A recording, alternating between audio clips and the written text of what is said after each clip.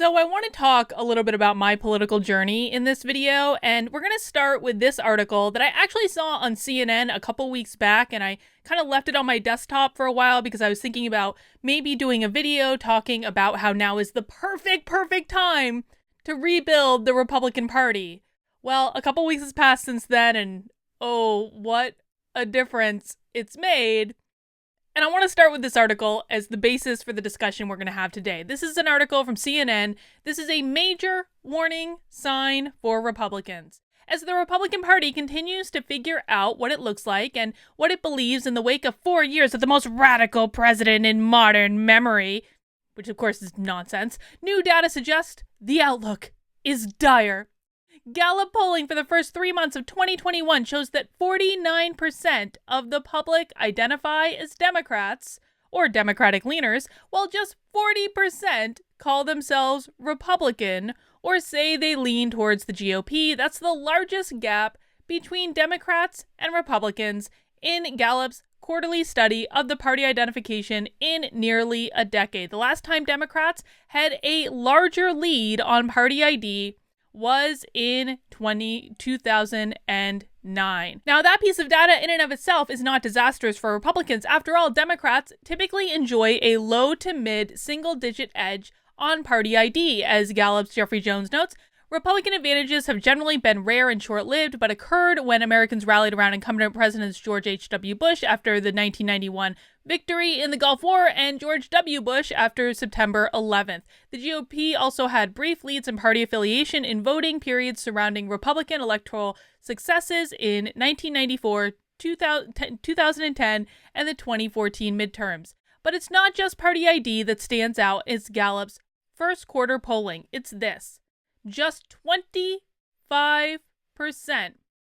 of the public calls themselves Republicans, close to the lowest 22% that Gallup has ever measured since it started doing telephone-based polling. Another 15% say they lean to Republicans. When you combine these two data points, you get this. Not many people want to be a Republican at this moment. The party's brand is quite clearly damaged after 4 years of Donald Trump seeking to break every political norm possible. Now, of course, okay, that's nonsense. That's nonsense. The Democrats are doing more right now to break political norms, from trying to eliminate the Electoral College, to trying to eliminate the filibuster, to trying to pack the Supreme Court, to trying to add Washington, D.C. as a 51st state. The Democrats are the ones that are trying to break our norms right now. So that's bunk. But what CNN misses is that many people, around a third of Donald Trump's voters, many people who voted for Trump didn't consider themselves to be Republicans. Some of them were liberal, some of them were moderates, a lot of them were independents, maybe not even as part of the Democrat or Republican Party. That was where about 1/3 of Donald Trump's support came from in the 2020 election.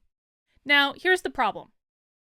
I made the argument after the election, and I followed through on it. I made the argument that I said the Republican Party needs to be taken over by a populist movement to solidify the MAGA base in the party. I felt very, very strongly that needed to happen in order to have any effective mechanism to fight back against the left.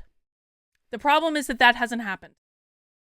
And honestly, listen, I know a lot of you guys watch me because you're like, she was a Democrat and she left and then she supported Trump and then she became a Republican and all this stuff. And I get that that's, the arc of my story, and I get that that's why a lot of people like me. But at the end of the day, I also have to be true to myself as well in this journey. And, this is something I really thought a lot about. I've done a lot of research about. I made the decision to join the Republican Party before the election. I just didn't get around to it until after the election.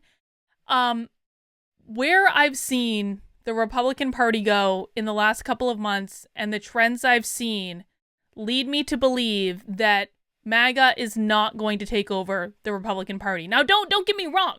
There are people out there that are doing amazing things. I look at someone like Scott Presler. Scott Presler, that guy, he is doing the Lord's work. He is completely 100% focused on primarying RINO Republicans like Adam Kinzinger, like Liz Cheney. He is 1,000% focused on it, and I truly do believe that Scott Presler will have success. The problem is this. The problem is that I do not believe there is the willpower in the larger Republican Party to win this fight. I think they'll get some onesie or twosie victories. I think that Adam Kinzinger will probably lose his seat.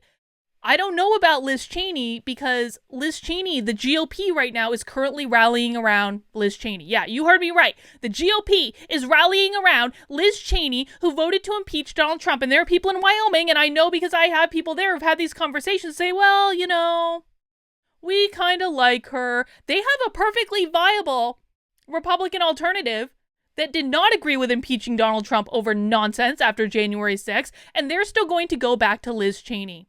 And here is my broader issue with the Republican Party, is they talk this big game like, we got to primary these RINOs, we got to primary these RINOs, we got to primary these RINOs. Well, what happens if that doesn't work?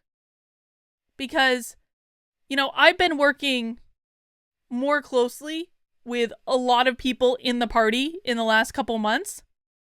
And what I see in the party is an absolute lack of will to have any follow through whatsoever. I have gotten in knockdown, drag out arguments with people who are much more influential in the Republican Party than I am, who have said, we're going to run the candidates we want to run, and there's nothing you can do about it, and if we lose, we lose, but this is the way that we're going to go. And they truly don't believe they're going to lose. Even if they're running the same candidate that they ran in 2020 and that lost in 2020, they truly believe that candidate is the best candidate, and there's nothing that you can do to talk them out of it. They also don't really care about reaching out to voters like me at all. And when I say voters like me, I mean the walkaway voters. I mean the voters that came to the Republican Party specifically because Trump got us on board with his policies. Like, a lot of people say, well, Carlin, you were a fraud, you just faked the whole thing. No, man, Donald Trump won me over with his policies. Donald Trump, I was probably going to vote for Trump anyway, if I'm honest about it, because I was just not going to vote for Joe Biden, or that I wasn't going to do that. But the reality is that Donald Trump won me over with his policies. He won me over when he banned critical race theory. He won me over with how good the economy was before COVID, because I don't ding him for COVID. He won me over with lowest unemployment rate across the board in generations or in history. He won me over with his platinum plan for African Americans. He won me over with different things that he was doing through the Department of Education. He won me over with his policies. And now it's like the Republicans are like, we don't need to fight for that anymore. No. And even what's more than that is some of the voices who are loudest in the party are the most extreme possible voices. And I have to tell you that the final straw came for me on Friday, when Caitlyn Jenner announced that she was going to be running for governor of California. And this is like, dude, this is like a gift. This is one of the most beautiful, magical gifts that the Republican Party has ever been given. You have a chance to disrupt the narrative, completely disrupt this fake narrative that has been created by the media and the Democrats. You have a chance to cause so much cognitive dissonance in so many people simply by supporting someone who is already a conservative, who has been a conservative their entire lives. Caitlyn Jenner is a conservative, has always been a conservative. And you have the chance to publicly support a trans woman in the face of this narrative that the media has spun and the Democratic Party has spun, saying you hate all LGBT people. You have a chance to red pill millions of people across the country. Like a gift that has been handed to you on a platter. And not all, because I saw some people who were very excited about this, so I won't say this was all, but a significant number of people were like, nah, bad for the party. We're not going to do that. Well, what really? I mean, could she possibly even be a conservative? She's been a conservative her whole life. You were handed a gift and you were like, nope, not interested. Well, dude, if this is the way you guys are going to behave, if you're going to end up voting for RINO candidates anyway, if you're going to completely ignore amazing opportunities that have been gifted to you to red pill the entire country, if you're going to ignore voters like me completely so you can keep shitting on LGBT people simply because you don't like LGBT activists, because you don't seem to realize that LGBT people that are sane are not the same as LGBT activists, if you're going to do all these things, you're going to lose me. I have tried every which way from Sunday to fight this battle. I even saw, when I initially saw this article, I was like, this is awesome news. You know what that means? This is a perfect time to rebuild the Republican Party in the image of Trump. And I had so many people like, Carlin, you need to stay to fight to rebuild the Republican Party. And I was on board with that for a while, up until I wasn't anymore. Up until I finally said that, you know what? If the loudest people I'm hearing from don't want me and people like me in the party, then why should I fight to stay? Because I hate the Democrats so much, and I do hate the Democrats, but if the Republican Party is determined not to do anything to appeal to people like me, not to fight back against the left at all, not advocate for sensible, sane policies, not actually be the big tent that they kept talking about being, if you're not going to do any of these things post-Trump, then I don't have a home there. I just don't. And that makes me, to be really honest, incredibly sad, because I had so much hope for this situation, and now I just don't see it anymore. Listen, here's what I think is going to happen with a lot of the primaries in 2022. I think that some good candidates are going to get through. I do. And I think that some good candidates are going to make it. More often, what I think is going to happen is the same old candidates are going to win. They're going to go to the general election, and then an awful lot of people out there are going to plug their nose and vote for them, even though they're terrible RINO candidates, because they're better than the Democrats. Well, guess what? When you vote for these terrible candidates, all you do is reinforce the behavior. All you do is you say, oh, it's okay, Republican Party, keep stabbing us in the back, keep throwing us under the bus. And I'll tell you this, one of the things that was my other final straw in this was when Donald Trump himself, basically, he didn't officially endorse Chris Sununu, but he basically endorsed my RINO Republican governor who supports critical race theory. He basically endorsed Chris Sununu's run for Senate in 2022 on Hannity. Chris Sununu supports critical race theory. Chris Sununu is literally siding with the Democrats on this issue. You know what I hear from the Republicans in my state? Well, Chris Sununu is the only one who can win. He's the only one who has name recognition. Really, Carlin, what other choice do we have but to nominate Chris Sununu, who supports the Democrats and critical race theory for Senate? If you aren't going to have the courage of your convictions, if you aren't going to risk losing to run good candidates, then you lose people like me. I voted for Trump because he was a fighter, and I agreed with many, though not all, but enough of his policies. You don't have me for any of the candidates that I'm seeing for that apply to me anyway. Like, I look at like Robbie Starbuck, and I would love for Robbie Starbuck to win. I would love for Robbie Starbuck to win. I would love for, what is her name, the woman that's running against Adam Kinzinger, Catalina Lauf or something like that. I'm sorry if I got her last name, but there's a woman that's running against Adam Kinzinger to primary him. I would love to see her win. I would love to see Kim Klacik have another go of it. There are candidates that I would absolutely love and endorse and support. But if you're going to run shitty candidates and you're going to vote for RINOs anyway, like Chris Sununu, and if they're going to get Donald Trump's endorsement, then what am I doing? If you're going to allow critical race theory to take over schools because, well, it's just easier to compromise with the Democrats, which is exactly what the Republicans in my state are doing. P.S. That's what's happening. I still think we've got a really good shot at this bill making it, but it's not without the fight against critical race theory in my state has been in a fight against the Republican Party. The Democrats haven't really been as much of an issue as fighting against the Republicans who aren't acting like Republicans. So, I don't know what other choices I have at this point. I have been disappointed over and over and over and over again, and I simply just don't feel like I should continue to waste my time or my energy in this area. If the Republican Party wants people like me, then they have to start acting like it. They have to start doing something to appeal to people like me, because all I've been hearing for probably 3 months now, first off, I've been canceled by the right like 2 times in the last couple of months, which has been super fun. But like, that's just like reality. Like, I get way more grief from the right now than I do the left. So you don't want me? Fine. I'll leave. I'll go back to the land of the politically homeless. I'm investigating the Libertarian Party. I'm not 1,000% sold. Like, let's be honest, like, the Libertarian Party sucks. The Libertarian Party really, really sucks. But I think that the Mises Caucus within the Libertarian Party has something. And I think that they're fighters.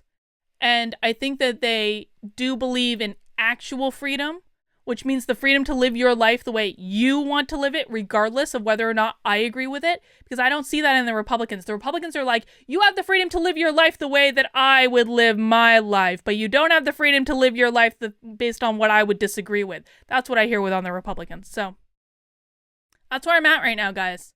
I'm really sad, but I feel like I've tried. I feel like I've beaten my head against the wall for months. I feel like I've really made sure that this is a trend. I've paid very close attention, both with conversations going on online and offline. Because here's the other thing I say that you're always like, well, this is just a few mean people on Twitter. No, it's not. No, it's not. No, it's not. I'm a qualitative researcher, man. I know how to suss out themes. I know how to see themes popping up over and over again. I know how to categorize themes. I know how to do all of these things to be able to identify when a trend is happening. And this is a trend that's happening. And the Republican Party has got to take responsibility for fixing itself, because I'm out. I'm out. And one of the only bar that I set is that you have to run good candidates that speak to sensible, moderate issues and that are willing to fight back against the left. And you have to stop shitting on LGBT people. When those are the only two bars, like run good candidates, stop shitting on LGBT people. And I still find myself in this position of seeing shitty candidates being run and people shitting on LGBT people because they don't like trans activists.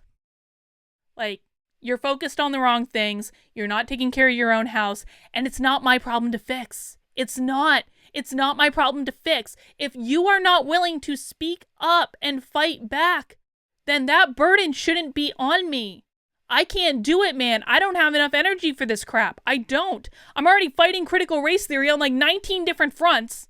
I don't have the energy to fight back on this one too. So if you get your party in order, you absolutely could still win the votes and support of people like me. But as of right now, I'm kind of washing my hands of the whole thing. And I'm walking away. I am walking away from political nonsense on both sides, because I did not leave the Democratic Party after being a Democrat for 20 years to run right over the Republican Party and be treated like crap and experience the same authoritarian nonsense on the right that I experienced on the left. And yes, it is exactly the same. It is exactly the flipping same. And the people that have experienced it on both sides can tell you it's exactly the same. And I feel like I've been trying to tell this to the Republican Party with love for the past several months. I've been trying to say, you're acting like the Democrats, you're acting like the Democrats. You're like, no, Carlin, how dare you? You're the enemy. How dare you say it does? I am unsubscribing. I'm unfollowing you. All these things because you don't want to hear it, but that is the truth. That is the truth, and it's the only truth I have for right now, and I'm sorry, man. I'm sorry, but that's where I'm at. So I wish it wasn't this way, but I refuse to vote for the Republicans simply because they aren't the Democrats. I refuse to support the Republicans simply because they aren't the Democrats when they are not doing anything to earn my support. Now, the Mises Caucus, they're trying. I'll tell you what, the Mises Caucus is trying, and they're fighters, and we'll see where that goes. It's something I'm looking into. It's something I'm thinking about. Again, the Libertarian Party in general, I have no use for. I think, like, the minute that Joe Jorgensen said Black Lives Matter, I was like, screw you. Absolutely not. The fact that the Libertarian Party didn't come out hard enough against vaccine passports or the lockdowns or any of those things, it was all stupid. But the Mises Caucus is different. And I think that they're fighters. They're coming out for the right things. I agree. I'm pretty sure I agree with every major position that they hold in some respect or another. I'm still thinking through some of it, but I'm pretty sure I'm on board with like a good majority of the positions that they have. And, you might say voting third party or supporting a third party is a waste. I think that this is a time when a third party could actually become viable. If it is the right third party, if the Mises Caucus can successfully take over the Libertarian Party, then it could actually bring viability to something. And so again, I'm not like 100% on it yet. I still need to think about it more and I need to do more research, but that's where I'm at. And I just have to be like, I'm not expecting this video to make a lot of people happy. but I have to be honest and I have to be authentic about where I stand. All right, guys, that's all I have for right now. I'll see you soon.